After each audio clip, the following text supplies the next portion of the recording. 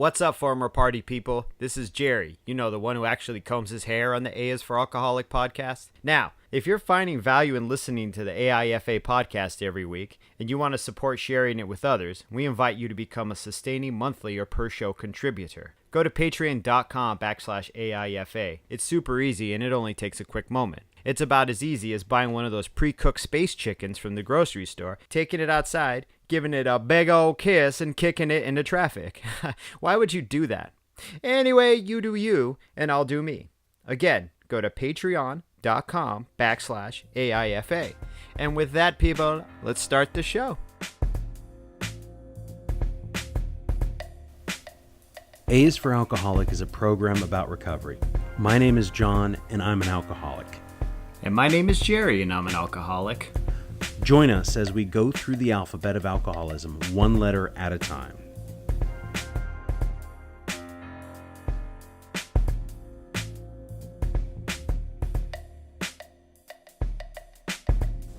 Welcome to A is for Alcoholic. Yeah. So today's a special show.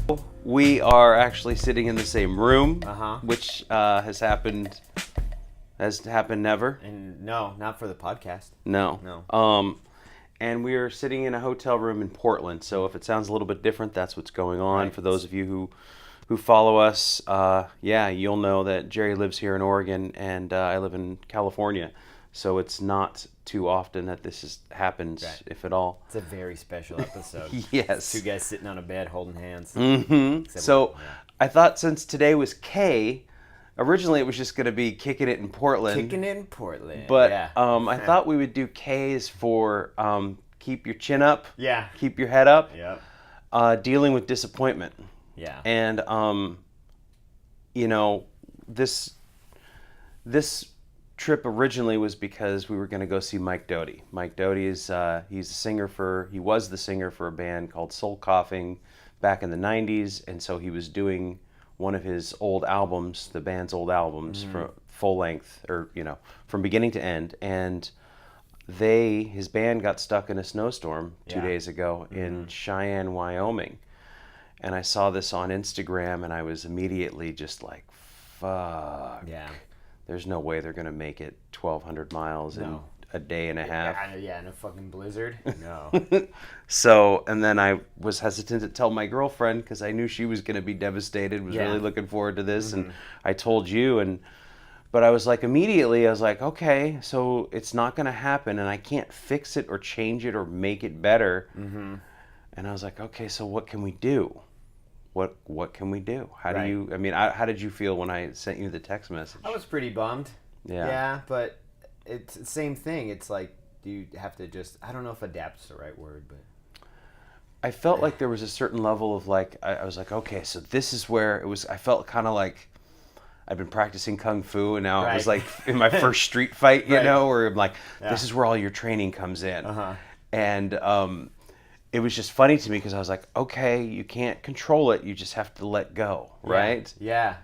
And so I immediately was like, well, what else can we do? And so I Google the 10 best fun things to do on a Portland night. Really? Yeah, I was just like, well, you were at work or something, Judge but yeah. People. So yeah, it's tough. And life is going to send you all kinds of blows. Yeah. I mean, I don't want to really think about all the awful things that are going to happen in my life. It's really not a good way to live. It's like super counterproductive. But I feel like it was a good opportunity to try and just be positive about it. So I had already bought plane tickets. Yeah. We already had the hotel rooms booked. I actually called and was like, so what is your cancellation policy? And they're like, well, that expired a day ago. And I was like, okay, well, I guess we'll see you. We're committed to this, yeah. Mm-hmm. Yeah. How was the drive up? Fine. I mean, it's a 2-hour drive from Eugene, so it's nothing. I mean, and then just sit and talk, listen to music. Yeah. On my end, it was a greater inconvenience to you than it was to me.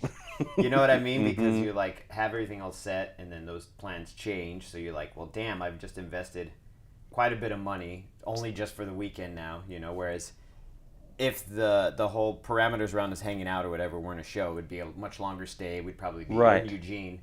Stay at your house or something, and So for me, I think the disappointment of it was more, I don't know, the tool I've been using is something I picked up from the program, which I heard someone in a room say, if nothing changes, nothing changes, right? Which they meant if you don't change your outlook or the way you're dealing with what's around you, then nothing around you will change. And I kind of took it and flipped it on its ear, whereas like, if I have an expectation and that doesn't happen, well then nothing's changed. I'm still on the same path I'm taking regardless. So I'm still going the same way I'm going. Do you know what I mean? So that one thing hasn't happened to like alter whatever's going on. So I'm like, well, I mean, something changed, but nothing's really changing with me. I'm still here. I'm still in this car. I'm still present, Yeah. So I don't think the disappointment, I don't know if rocked is the right word, but I don't think the disappointment affected me as much as it did you, and Yeah. your girl. Yeah, I mean, it was just like this thing where it was like, well, why? I kind of just wanted to immediately. Well, first I was like, fuck, I just want to scrap the whole thing. Yeah, but fuck it, yeah. But or reschedule because I still wanted to come up here and see you and hang out. But it was like, okay, well, if I had known this was going to happen, I would have made completely different plans. But you don't know, and that's the whole point. So, so that's when I was like immediately almost this sort of triage moment where it's like, that's a good word for it. Okay, Yeah. Well, there's this old school arcade. I guess we could go play video games. Dude. And I'm still thinking like, I just really wanted to see this guy play music, and Yeah. it's not his fault. And that was another feeling I got when you're like watching some video, some guy who's stuck in the snow, and I'm like, God, I feel bad for him because. And one of his other posts was, I wish I could make the shows. We can't make the shows. I just want to be playing music. That's what I do. And he said something that really kind of struck me. He's like, it's the only thing I do well. And I was like, God, yeah. It was one of the posts, and I was like, well, I don't know that I believe that, but I also don't know the man, and I'm there to see his music. I'm not there to watch him juggle or what I mean. But or whatever. But he writes these beautiful songs and he plays them amazingly, and so I was just like, fuck. But instead of thinking about myself, right, I was like, this guy really wants to be there too, probably more than I do. Right. So and therein lies the empathy. You know what I mean? Like that's a really important part of like I think recovery. Yeah, is empathy. I saw kind of on the same note, but I saw a post on Instagram and it was just like St. Patrick's Day is 420 for alcoholics. It's not related at all, but I wanted to get that out there. Cause and it's St. Patrick's Day. Yeah, it's fucking St. Patrick's Day, and we were in bars last night. We were absolutely in bars, which is whatever. I mean, I'm not so delicate. That I'm going to be triggered by those things. Some people are, and delicate maybe is the wrong word, but I'm only talking about myself personally. Some people that is incredibly triggering, and don't do it. Like, No, I mean, I work in a bar. Yeah. So I'm kind of used to it. And we went to the old school arcade. Ground Control, which disappoint. is a cool spot. It was a cool spot. It was a lot of fun, and we had a conversation there where I was like, this place would be really cool on a Tuesday or something, because it was just packed, and then we're walking around, and I said, Jerry, I'm looking around. I don't see a lot of people who are happy. I don't see a lot of smiles. I don't see a lot of people laughing. You said, looks like there's people like, dudes are looking for girls, and girls are, looking for. The dudes are hunting. There was that. Girls are being hunted. Yeah. And there's definitely that vibe that I have not used to. I haven't thought about or been around or, and it was just that sort of sense of like, gosh, this is what people do on the weekends, right? Some people, yeah. Some people. You work all day and then you go out and I can't judge I'm not judging every single person in there as an alcoholic, but it's just I did not see a lot of happiness. And but what you said to me was, John, if we were here and we were drinking, you'd be like, let's get the fuck out of here right now. Arcade shit, dude. We need to be like alone in a cave, laughing at the TV or talking shit about people and that's exactly what we would have been doing is been like, fuck it, let's go get a handle of whiskey. Yep. And let's go get a 6-pack of Coca-Cola. We'll go watch The Office on TBS until we pass out. Yeah. Or we get drunk enough to want to venture out. And then you'd be like, let's go to the Matador or something. You know what I mean? Some weird bar around the corner and, start some shit or be a part of some shit. We were talking about this last night about reminiscing and stuff about our past and like how we related to each other in our friendship like before recovery. And we were talking about a friend too. You and I were talking about a friend who was like, well, it wasn't all that bad, you know? And I was talking to my wife about it too. And I was like, you know, a lot of it in the beginning wasn't bad. But when it was bad, it was really fucking bad, you know? So I know in the past podcast we had referred to it like, you know, it was like kind of like hell, like punching in, right? But it wasn't like that all the time because it couldn't be like that. Because from the very first moment, if it was like that from the very first moment, we would have stopped. We would have stopped, right? Maybe. Maybe. I don't know, dude. It's a weird thought process, you know. It's you know, because some people it's shit from day one, and they just physically just keep doing it And can't. They're right. That's part of the disease. Guys like you and me got pulled in by the allure of it, like snake charmed, and then a few years later, we're like, what the fuck, you know? Like, yeah. But I think I had those thoughts too, walking around ground control, you know. And even in the karaoke place, you know, those rooms are full of people. It goes with booze, because booze will like your inhibition, so you can get up and sing fucking Miley Cyrus in front of all your office buddies and shit. You know, so I forget sometimes how central it is to us socially as Americans, just as human beings, I think. You know, but definitely as Americans. I mean, everything's centralized. Because if you look at the 10 funnest things to do in Portland, I bet you 4 of them are cocktail bars. You know what I mean? At least, you know, or involve a winery or like, you know, something. Yeah. I didn't look that up. I looked up dance nights, and they were all in bars. You know what I mean? I think one was like in a music hall or something, but everything else involved like liquor or booze, which was fine. I can walk among them. I just after a while they start bumping India, dude. Yeah, and it wasn't like people were sloppy rude, but your sense of what did you say? Your sense of spatial box, your spatial relation gets all fucked up. You just kind of stumble back and forth. Yeah, and you get a little elbow every once in a while. Yeah, it was definitely it gives you a new perspective on it, you know. And I hadn't been necessarily out socially in a bar in a very long time. It's been over a year at least for me. Just because it's not when there's no purpose, and I guess you know the video games helped, but it's just like there's no reason you're there, and I'm like, I don't need to be here for this long. It's already. Yeah. And I think I met somebody briefly to like pick something up or drop something off, but not in that sense of like, oh, okay, this is fun, this is cool. Yeah. You know, there was always that purpose, like, oh no, I think the last time was to go see music, and which was going to be we were going to do this weekend. So the idea of the empathy and like thinking about the guy who wanted to be there, who was going to play music for us, right.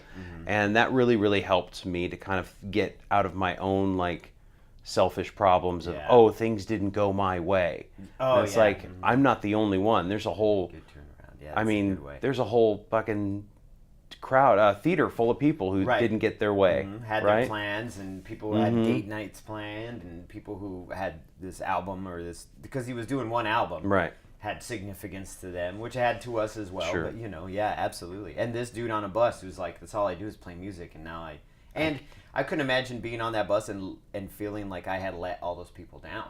You know what I mean? Because the show here was sold out. I imagine the show in Seattle was probably sold out. Probably the one in Salt Lake City they didn't make. So that's 3 shows, and hundreds of people with those 3 shows, and you're like, I just let them all down. You know. So but it wasn't really him, and it's nature. Yeah, it was blizzard. Global warming. I don't know. Yeah, and so probably. I don't know. But I just thought that was the first thing that really helped me to understand and to good perspective. To get a better perspective on it and not be so caught up in my own selfish disappointments. Yeah. Because if I had lived there, then this would not have been fun. It wouldn't have been. I mean, I could have canceled it all. I could have just said, "Fuck it, we're not coming. We'll do it later. We'll do it when they reschedule, or I don't know." And so it was like, okay, so let's go play some video games. We rented a karaoke room. Yeah, dude. Which karaoke had never been. It had always been at a bar. Yes. It had always been.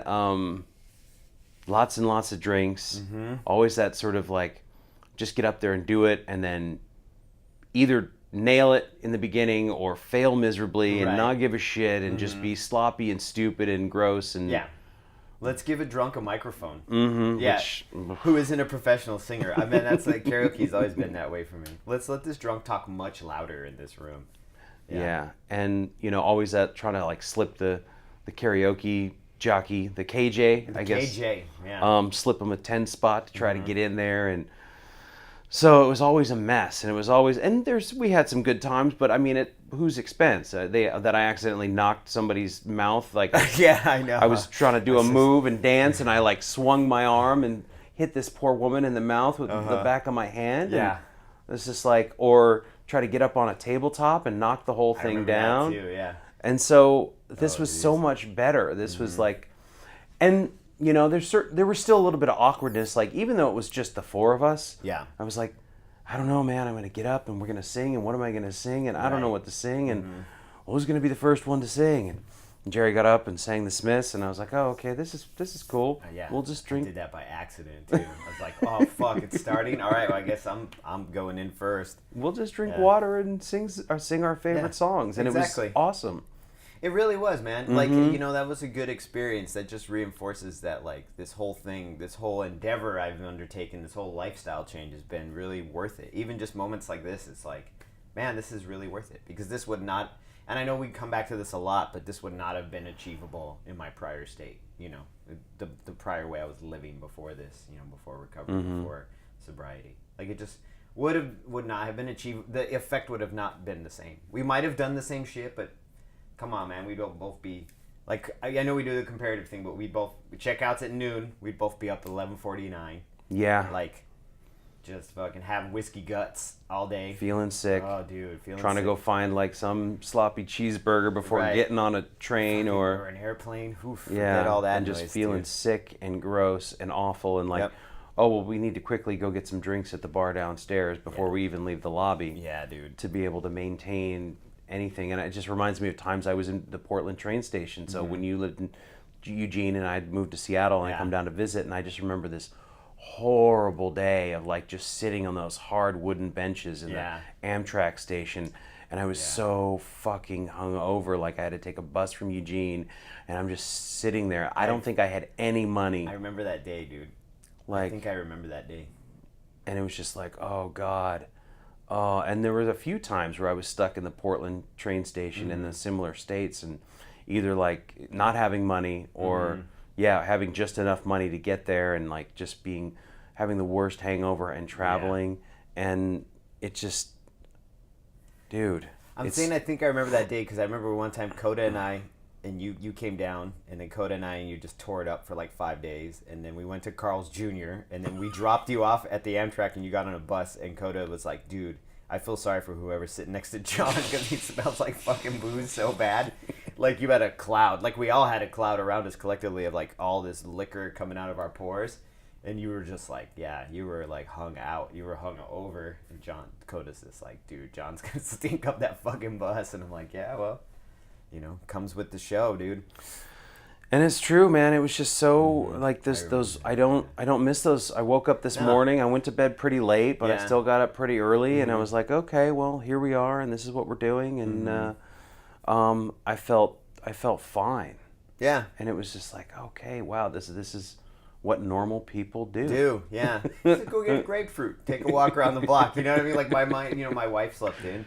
And I got up and I was like, well, I'll walk down to Starbucks and get a coffee for her, you know. And ended up in the lobby, and they had like a nice Stumptown brewery, a nice brewery down there, or a coffee brewery. So I got her coffee down there. But I legitimately had this thought where I was like, maybe I'll just walk around the block a little bit and just see what's going on downtown, you know. I did not. But you know what I mean? The thing occurred to me where I was like, I am capable of doing that. There's no limitation here. I think that's the other thing. And I don't know. Sometimes I feel like a used car salesman, like I'm trying to sell it, but I'm like, that's the other thing about recovery is that like life becomes a little bit more unlimited in some ways. You know what I mean? Like you open up new pathways. So like your frame of thinking also, like along with the disappointment, like it just opens it up. So you're like, okay, these things are possible now. Whereas before there's tunnel vision that's sort of focused toward the lobby bar. Right. And then what's the next stop toward some other alcoholic beverage? Toward and maybe somewhere with a bathroom with a door in the stall. You know what I mean? Like lock so you can have some privacy and just be sick and out of the front and the back and not to be too graphic. This trip is funny though. I feel like I was talking to Megan about it last night, and I'm like, dang, I hope I'm not putting John on Front Street in front of his girl and like being like, hey man, just got wild, took his pants off at a birthday party or something, and then I thought it was funny. Well, one of the things, and I don't know that I've said this, and this is a nickname I've tried to get away, but one of the nicknames I had from a long time ago was Naked John. Yeah. And Jerry gave me that nickname, and there was validity to it because it was Right. my propensity to like just take my clothes off and like shock everybody. Propensity. Hanging out at like a house party, and I was like, well, I'd go in the other room, everybody be drunk in the afternoon, I'd come out completely naked, like, hey guys, what's going Oh, on? you did have like boots on though. Yeah. Or just like a t-shirt and be like Winnie the Pooh in it and be like, what's the plan for tonight? It's like just And everyone's casual. like, yeah, and everybody be like, oh, Jesus, go put that shit Not away. me, I'd clap. I loved it. Like every time So, I loved it. and there goes that encouragement. But, Yes, I would absolutely encourage it. So I when wouldn't you, now. I don't mind it so much, and I talk to her too, and I tell her these things, and Right. she's like, I can't, because she never knew me then. That's what trips me out. She's like, yeah, exactly. I cannot imagine you doing any of those things that you or Jerry say you did. That's fucking great though. Do you know what I mean? Yeah. That's like a total change. It's a sea change. It's huge. Mm-hmm. Like to have this person in your life who's like, I cannot see you doing that shit. That's fucking cool, man. Like, Yeah. Yeah, that means you're doing a good job. Like, you're like, yeah. It's just, And then I'm over here like, yeah, fucking job. Set fire to blah, whatever. whatever stupid thing I Yeah. was. And then afterwards I'm like, maybe I shouldn't have. Maybe I'm being a little too forthcoming with that. But it's just reminiscent because our history. We had more history together doing that than this. Yeah, So that's true. So it's time to build new history. build new history. We're like, hey, we got a karaoke room. We were all the KJ. Yes. DJ Dasani. But it was just it's great to me that so there's a real transformation is possible. And I was gonna say that like one, you look great. Thanks. So do you. Thank you. So one of the things too, and just talking about, because a lot of times you don't see the transformation on the inside. Well, and maybe you do. Maybe the outside is indicative of it. But Could be, yeah. Jerry's lost about 55 pounds. Not about 50. 50 I've pounds in the 50, last year? 53, yeah. About since last April, yeah. So that's In a year, huge. yeah. And so folks around him and everyone's like, you all right, man? You don't look Sick? good. You sick? You Sick. You get the you note all right? from the doctor? Oh, You got man. eating disorder? Yeah, that's the eating disorder. The other one too. I'm like, no, man. And my first reaction was like, damn, you look great. Don't listen to him, Yeah. And I'm kind of doing the same thing, and it takes what it takes. Like, you didn't even start thinking about your weight until 3 years into being sober. Oh yeah, 3 or 4 years. Yeah. So you were still just eating whatever and Yeah. probably eating like shit. And Well, tattoo shop eating. So like I wouldn't eat tell me breakfast, about that. right? So you don't eat breakfast. You get up, you get ready, you get on the bus, you go to work. So then you're fucking ravished by like 1 o'clock, and so you eat this huge. You bang out like 1,500 calories, 1,600 calories. I'll buy a bento box. So it's like sushi, rice. You know what I mean? Everything. Miso, tempura. Maybe after the bento box, okay, now I've just banged out all this carbs and starch and shit, and then I'll sit on my ass and do like 4 tattoos, and then be like, crash. Okay, I'm gonna go eat a Snickers bar and a corn dog. You know what I mean? So it's all this empty stuff, but you're banging it all in at once, and then go home because I had such a big lunch, I wouldn't be hungry again until 11, and then I would eat like whatever pizza. I'd order a pizza or whatever, and have like instead of having 2 slices, I'd have 4. No greens, no vegetables, just all starches and carbs, just to bang it out. But yeah, and then I'm like, it's just tattoo artist lifestyle. A lot of the guys I know tattoo are like, they're heavier because you sit all day. Yeah. You don't get up and move around. You sit and you draw, and then you eat takeout, and you eat it fast because you got Kelsey at fucking 11:30, and you got Mackenzie at 1:30, and you got to fit it right between Kels and Kenzie, dude. so you're scarfing down bento box. Gotta do some fucking shit on this girl's ribs and do some shit on this girl's wrist, and yeah, scarf down that bento box. You're like, oh, Arby's has got a new fish sandwich. Fine, give me 2. I didn't even know they did fish at Arby's, but let's just see what happens. The black hamburger from fucking McDonald's, Burger King, Halloween, dude. Burger King, yeah. Dude, I ate So I think that's for me too. In the last, no, it's only been like 3 or 4 months, but I've just actually, I used to sit at night and eat bags of salami and cheese like it was fucking ice cream, potato chips, tons of ice cream. Well, and you're a bartender, so I imagine you were doing bartender, which is late night, whatever's around, and whatever's in the kitchen, which will be bar food usually. Yeah, not greasy bar food because you would work at the higher end bars, but it's still all starches. Well, there's plenty of the shit they put out there. There's chicken tenders, French fries, right. Dude, if there was one cheese thing, and chicken tenders in the middle, you know what I mean, and just like a half a pound of fries, and you're like, I'm ready. If there's one thing I could tell to anybody that works in the service industry, I would just say, please don't eat French fries every single day, man. Because that's what I did. It was like just every single day. And, So there's this process that I found in recovery, and it's like, it just takes what it takes. So it's like the first 2.5, 3 years, I'm eating like shit still. I'm not really caring about myself in that way. And then something kind of turns the corner where like you said, I was so tired of feeling awful all the time. I had heartburn in my sleep and shit, dude. Like I'd wake up and I had heartburn in my sleep while I drank, got sober, didn't have heartburn for like maybe the first year, and then, you know what I mean? Just started getting it again from all that sodium and all that shit. And, yeah. And just this process where you finally, again, I think it comes along with that. It's just become unmanageable. Yes, absolutely. Yeah. And so it has to hit home personally. When I think about the weight that I've been carrying, and then, it's like my back always hurts. Well, what is that, John? Why do you always feel bloated? Well, it's exactly what you're eating. It's what you're taking in. It's the kind of food you're taking in. And, the same with that recovery. And then it's like, oh, okay, this is just not manageable anymore. I have to do something. And you kind of, that pivot, and it's, for some people, it's a little more gradual, and it definitely was for me, but you're just like, I'm done. Yeah.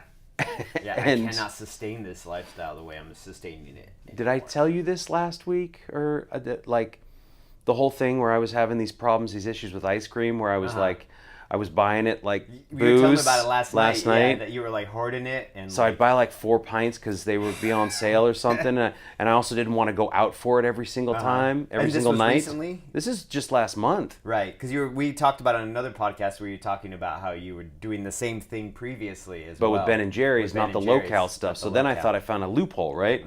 I don't know if anybody's familiar with that kind of thinking. Right, loopholes. Dude, that's like Alcoholic 101 is the loophole. I was like, oh, this is only $3.40 a pint? I can have like 2 of these as long as I just eat cucumbers all day, or whatever the fucking psychotic, or I should say psychotic, but alcoholic mindset that I was in. And so then I finally was like, it's got to fucking stop, because this is the only thing that is keeping me from losing the weight, from living living the life I want to live. And so I wrote it down in my notebook, and I said something to the effect of like, God, I am powerless over ice cream. Holy shit, dude. Please take it away from me. Right. Like, I was just like, and I was like, oh, fuck. And then it just started to work. And then the first couple days, I was like, God, I really want it. Go get it. Just go get it. Just go get it. Nobody will know. Oh, man, that's so fucking funny, dude. But I would know, and I would always feel it in my guts and in my head. And I would just feel sad, and the fucking empty pints and the recycle. Yeah, they didn't make as much noise. In the recycling bin. Oh my God, it's just, you went through the pattern again. That's so just just recycled that pattern. It's there, so my brain is there and ready to latch on to anything. Pleasure centers, dude. Yeah. Did you ever hear Mark Maron talk about this too? Ice cream, his shit with eating, and because he's been sober forever, he's got like a bunch of time behind him. Yeah. And same thing. Ice cream, food. He talks about the way he approaches food and shit in the same way. It's like that pleasure center. He talks about because he's a thin guy, but he talks about having phantom fat and feeling that way. Yeah, dude. And so, but I have like real fat, and it's like for the first time in my life, I'm at a weight that I've never been at. Yes, new thing. This is a new thing. So what is this? I'm like, oh wow, these pants don't. I might have to go buy new pants, and so. Oh, you will. You have to hit up that Ross. But so it's the same thing with drinking, right? Yeah. You're like, oh God, so I start waking up in the morning, I have more time, and things are just better. And so, not to sort of rejoice in weight loss or whatever. That's not really what this is about. But it's part of it though, because it is the same mental switch, the same pivot you're talking about. But And dude, I just thought that like, I'm gonna quit drinking and the weight's gonna go away. Like so that was, dude. And I was like, what I the was fuck? really mad in that first 6 months. I thought, I'm gonna be lean, clean, ready to go. Oh yeah, and then you're like, wait a second. And then I thought, oh, you know what happens with a lot of these folks that I see who are drinking heavily? They were working out before and drinking on top of it. Exactly. I was never working out, never. And so, but it's just that sort of the pivot. Yeah, it's not manageable. It has to stop. Yeah. I would go on Reddit on Stop Drinking, the Stop Drinking subreddit, which if you're ever curious about it, you should check it out. It's a pretty supportive community what is it? R/stop drinking. Stop drinking. But those guys would put posts on it, or people would put posts and be like, man, I've lost 40 pounds since I quit drinking 8 months ago. And I'm like, what the fuck, you know? Mm-hmm. Exactly, same thing. Quit drinking was like 215, 220, and then I was like, quit drinking, and it was like still 205. You know what I mean? Like, I lost 10 pounds maybe. And I'm like, but there's no change here. Like, there's no physical. I mean, physical, there's a change, but as far as my weight is concerned. But yeah, not to beat the weight with a hammer or anything. It's just interesting because we haven't seen each other in a long time. So I'm like, hey, you've lost weight too, and you're kind of doing a similar thing as to what I'm doing. And I don't know. It's amazing to me that like transformation is real. It can be achieved. Yes, you it's not like bullshit. Some of it is bullshit, but not all of it's bullshit. You know. Well, when I look at, when I say I look at somebody like you, but somebody like us, I mean, I put myself, and I remember like the levels of excess and disregard to any sort of health concerns. Fuck that. Let's smoke 2 packs of cigarettes right now. Smoke two packs of cigarettes. Fucking spend $35 in the Jack in the Box drive-through at 2 o'clock in the morning. Those greasy Talk tacos, about the bags are clear because they're so greasy. You rub the taco on the wall and you can see through it, like in The Simpsons. Yes. Yeah.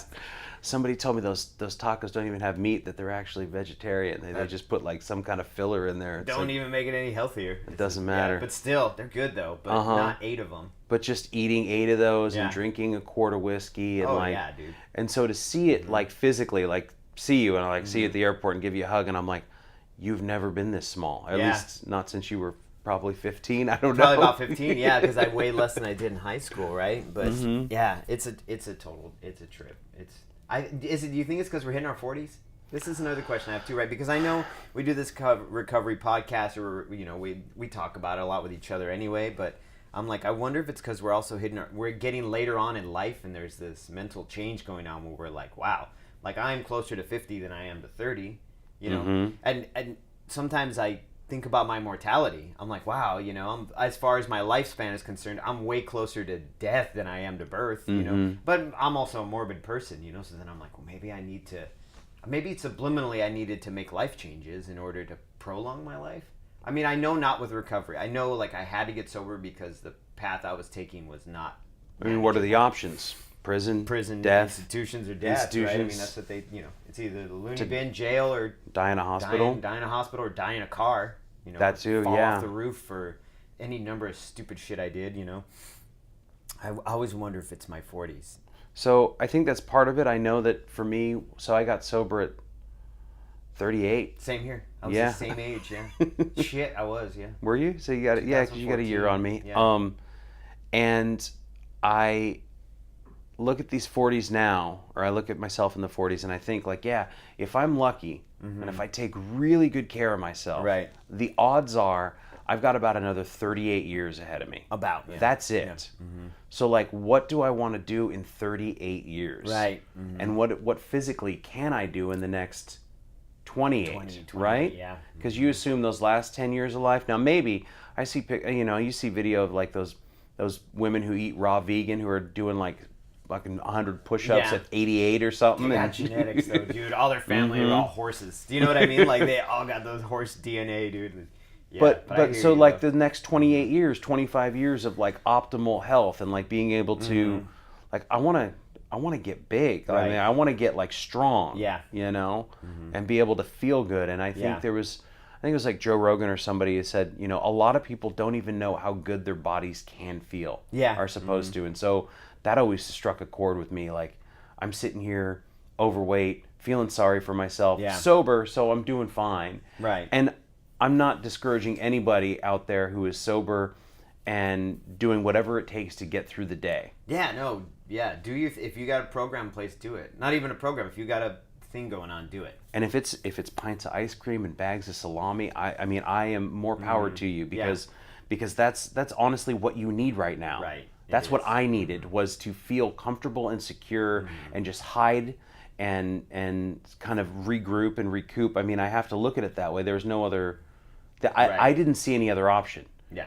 getting on the exercise bike was not an option 2 years ago. No, yeah. Dude, Thinking counting about weight calories loss? on Yeah, an app counting was calories not on an my- app, yeah. I'm gonna write this all down in a notebook. This is dumb. Like, if I can't drink, at least I can drink fucking sodas. You know what I mean? Like, No, if I can't drink booze, if I'm keeping this from myself, then why the fuck can't I bang out a whole bag of barbecue chips? The entire fucking bag, you know, while playing whatever video game I'm playing. Yeah. And would you think that you bring the same level of like addictive behavior to the calorie counting now? I think there's a definite routine in place that is a little bit. That's a nicer way to say it, yeah. Compulsive, you know what I mean? But I do a lot of things compulsively. Yeah. Like when I do things, I've noticed also in my 40s that I love routines. I love compulsions. I love maybe obsession's a better word. Yeah, but I obsessively will do routines. And when I don't have the routine, like even in here, I feel off a little bit. Like that I can't do maybe the workout I do or whatever. Although today's one of my days to not work out. But what I'm saying is like, I didn't get up and make the smoothie and listen to the podcasts and do the things I do, you know, so I'm like a little off kilter because of the little obsessive thing. But yeah, I think I approach it very similarly. Yeah. But this has more parameters in it because the drinking was just wild. It just happened whenever. You know what I mean? I know. Yeah, there were no rules. I would punch in. By the end, I was punching in. It was part of the routine. But at one point, it was just no rules. It was just wild. It was like whenever, wherever.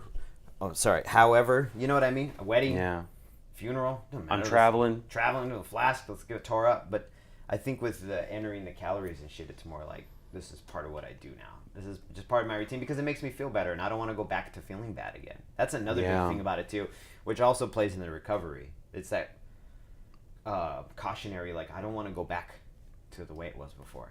Like I don't know. I didn't feel good before, so I'm doing something that makes me feel good now. So why go back to where it was before? Yeah.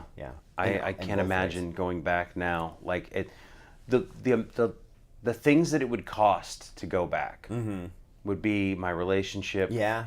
My job. Right. We certainly couldn't do this podcast. It would change. It would definitely dramatically. It'd be like A is for Alcoholic, a podcast about two guys in relapse. You know what I mean? And then just which I get. I don't know that. I mean, not to make fun of anybody. Anybody in relapse or who relapse, but like, and to say that there isn't value in a relapse because that'd be an interesting one to approach later on. But yeah, I've been thinking about that as well. I talked about that last night as well. But like, I don't foresee myself. I don't imagine you in some sort of relapse situation. Yeah. But when I said I don't mean approaching a relapse in No. I just mean the subject of it. I know you don't think that, but I want to clarify that for the people who are listening as well. Like, but when I talk to people and I hear from people who are like, yeah, I went out and I'm like, well, what did you learn? Like what? And they're like, that's what it is, dude. And they're like, I learned that nothing's changed and it's the same shit. Right. And I saw a lot of it last night, out at the bars and just people sitting on stools and kind of far away look. Yeah. Sometimes they'd laugh with their friends, though. I mean, there was some kind of jocularity. I don't know the word. Do you know what I mean? Jocular there was kind of. People were having a good time, but there was also like a lot of isolation and far awayness too. Like you'd see even a whole table of people sitting there talking. There'd be three guys just staring out the window or on their phones. You know, like, yeah, that's a trip. That's a trip. I don't. But yeah, I wouldn't be able to do this podcast. No. I wouldn't be able to say like, I mean, if I did relapse, I don't think I wouldn't be able to enjoy drinking in the same way. No, and that's one thing, man. I got sober. I went into the rooms, and my dad was like, "It's gonna fuck your drinking up." And I'm like, well, "Of course it's gonna. I don't drink." And he's like, "No, if you start drinking, seeing what it could be like, and then going back out again, it'll fuck it up. It won't be as fun. Like you're gonna be thinking about how it used to be during your period of sobriety and how it was better.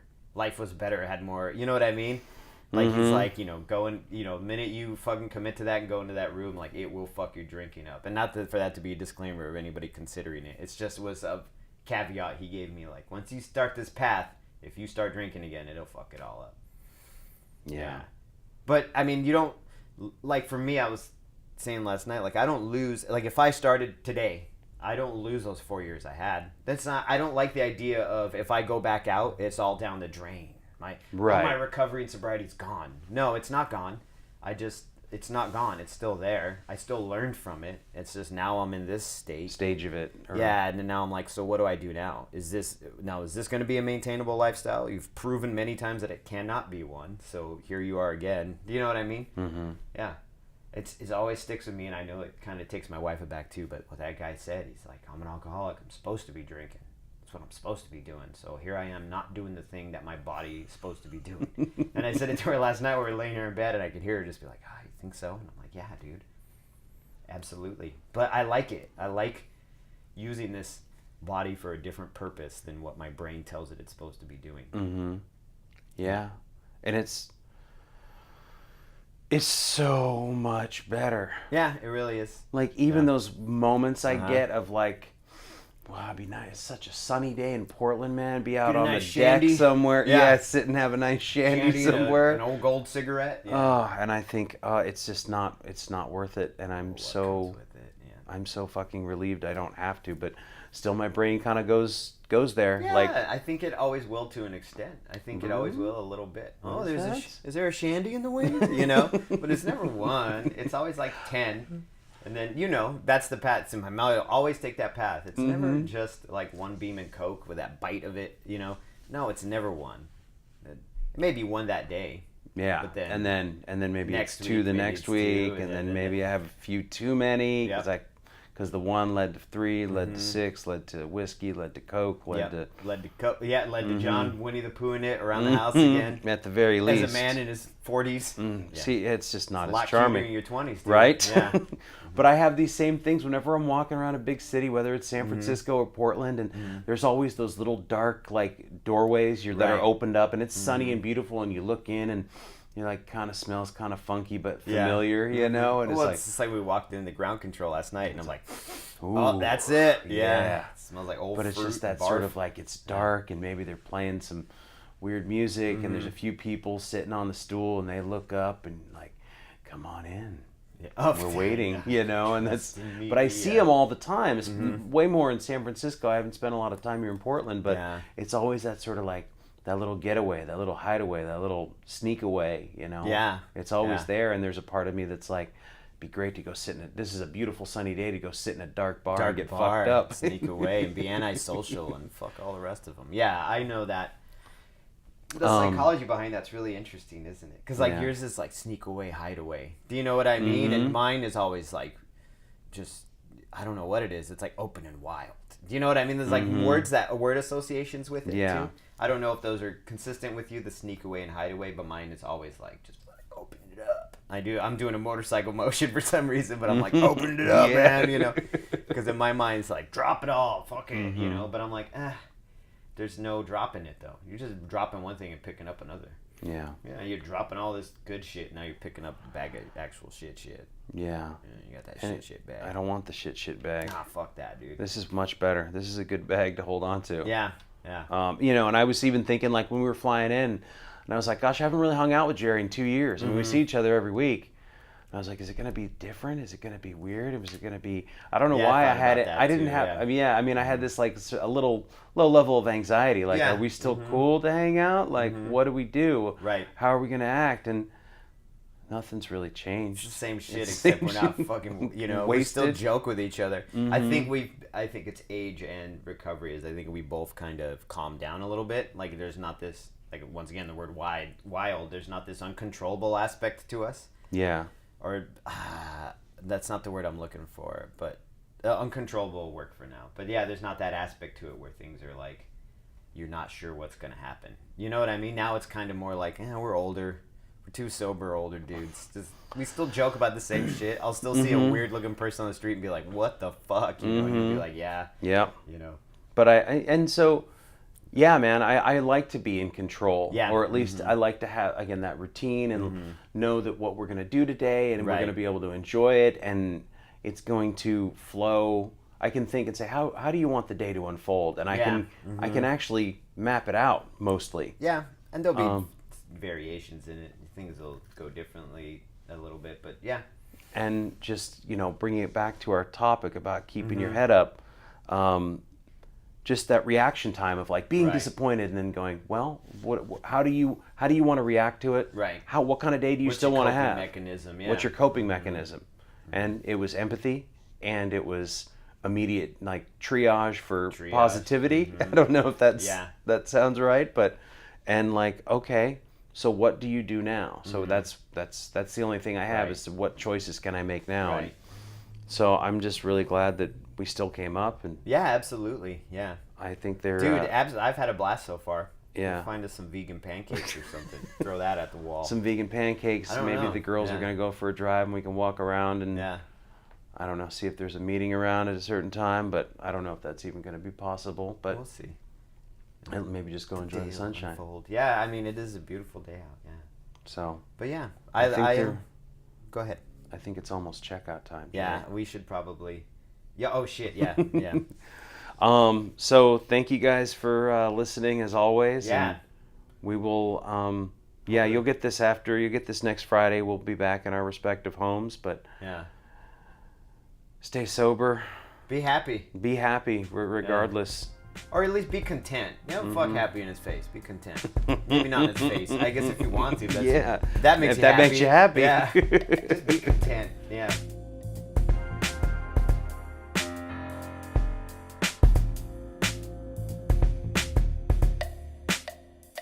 Thanks again for listening.